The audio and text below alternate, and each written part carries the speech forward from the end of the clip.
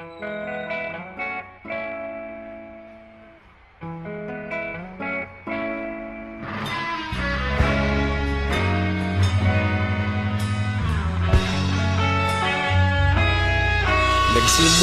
ang lahat sa eskwela, nagsama-samang 12, sa kalokohan at sa tuksuhan, hindi maawat sa isa't isa.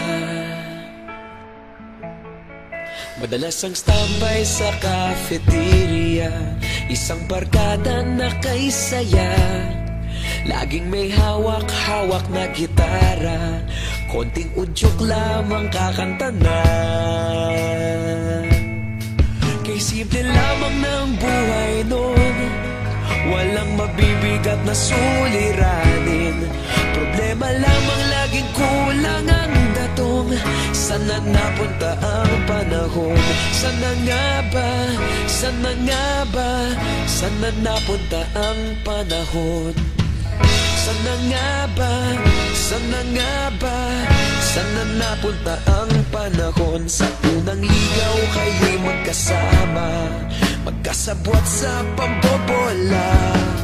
Walang sikreto kayong tinatago, okay sarap ng samahang barkada. Nagkawatakan na sa kolehiyo, kanya-kanya na ang lakaran. Kahit minsanan na lang kung magkita, pagkakaibigay hindi nawala. At kung saan na napadpad ang ilan, sa dating eskwela meron ding naiwan. Meron pa ngang mga ilang nawala na lang, nakakamiss ang dating samahan. Sana nga ba? Sana nga ba? Sana nga bang barkada ngayon? Sana nga ba? Sana nga ba? Sana nga bang barkada ngayon?